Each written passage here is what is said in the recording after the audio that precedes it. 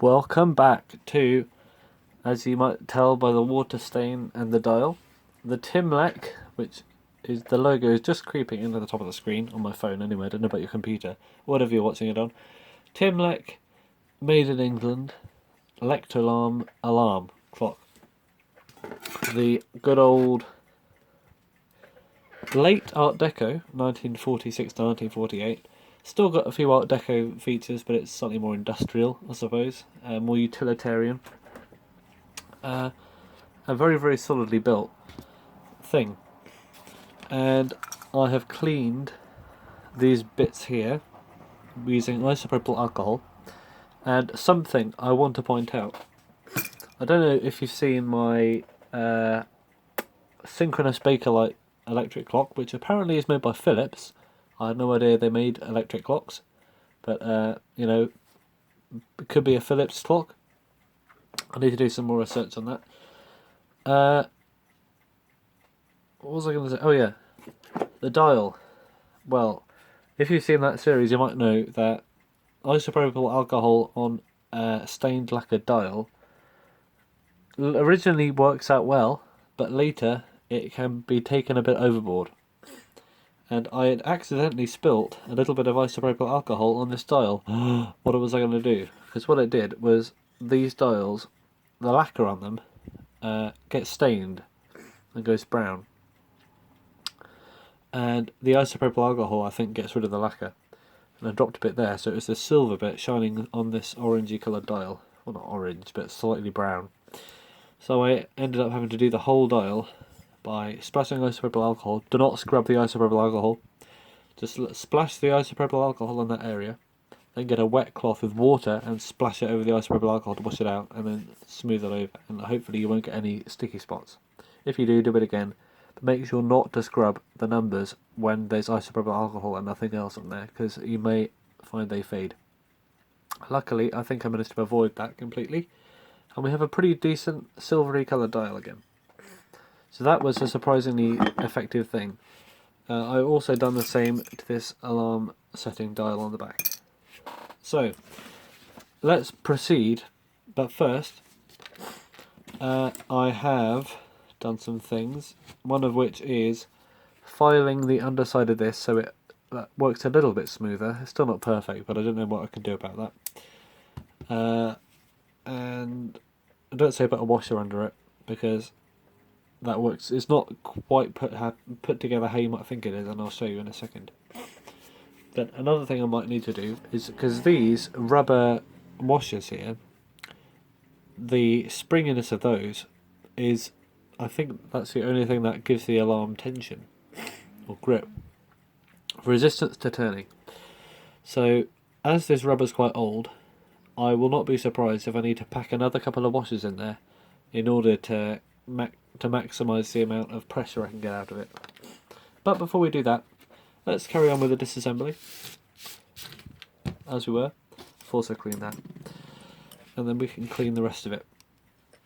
So we'll start by removing this pesky thing, which is the start flicking lever.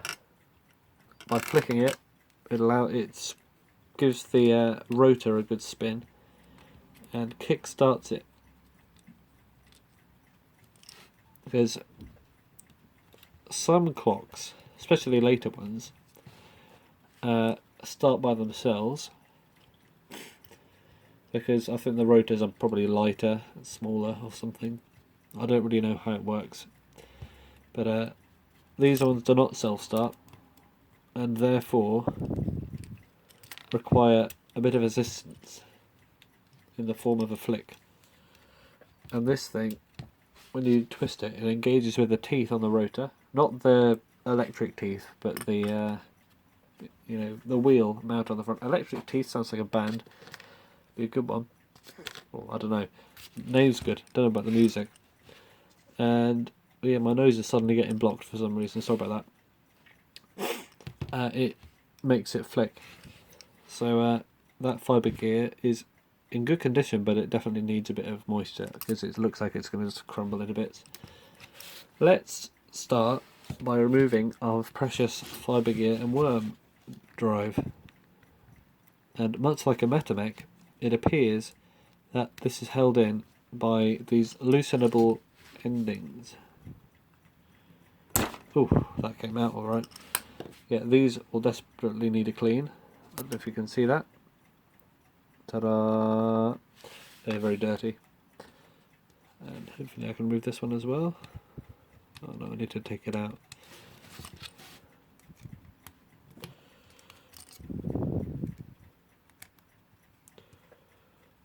I don't know how I'll get this one out.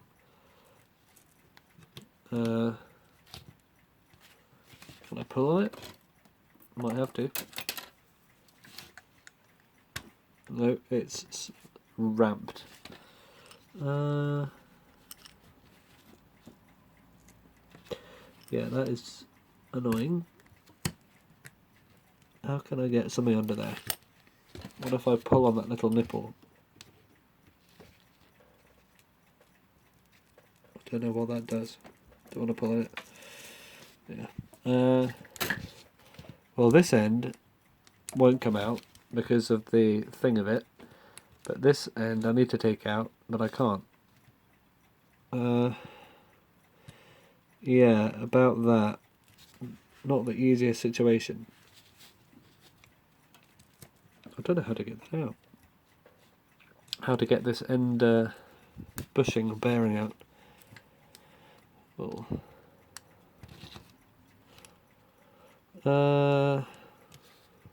maybe, I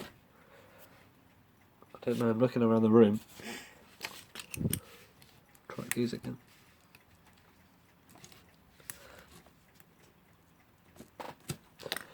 Alright, let's try a smaller, more fine screwdriver.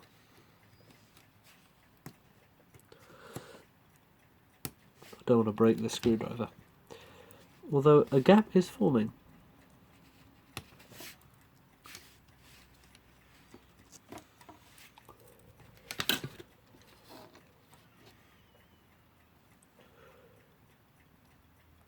Aha! Right. That worked. Whatever I did worked. Not exactly sure what I did, but it worked. And this is going to come out, whether it wants to or not. Is that enough? Of course not. Never enough for a synchronous clock. Let's go the whole hog, or the full hog. Whole hog, isn't it? Not the full hog. Oh. Put the lid on my isopropyl alcohol before it spills everywhere. Oh yeah, this, I also clean that.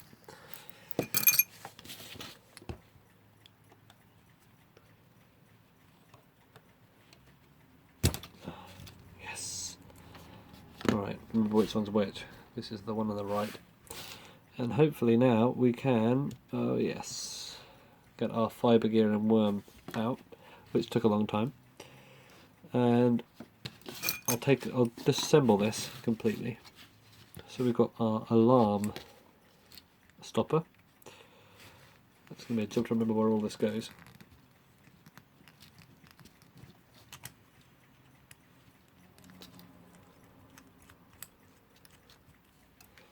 Wonder how well these sold. Oh. Can't imagine they sold as well as Smiths or Metamec.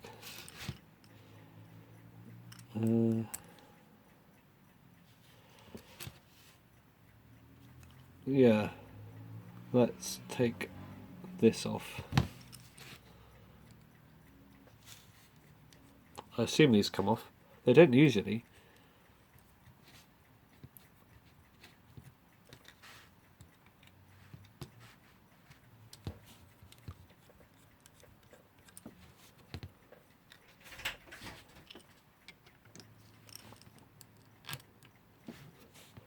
And this one.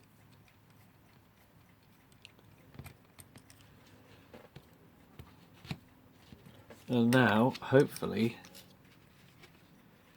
these are removable, maybe? I mean, I wouldn't be surprised if they weren't, because they're not usually. But, it would help. Or am I just assuming too much of this? Oh, I don't know. Oh yeah. Timlec not failing to impress again with their removable stators. Oh, this one's more tricky though. It's got 3 leaves for some reason. I don't know why they put 3 leaves of this one. No, 4, sorry. 4 leaves on that one and 2 on this one. I've never seen that before. Usually they're just equal. Try not to scratch this up too much. Because it's not every day you see a cast metal movement. And this is all just one piece, I think, isn't it? A precision casting.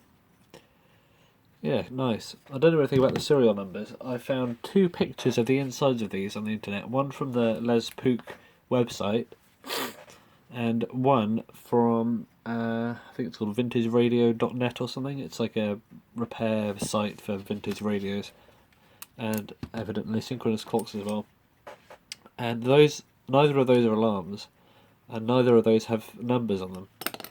So I don't know what the origin of the numbers is. I think it's a serial number, but I assume they just started that later because both those clocks are the early Bakelite ones, I think.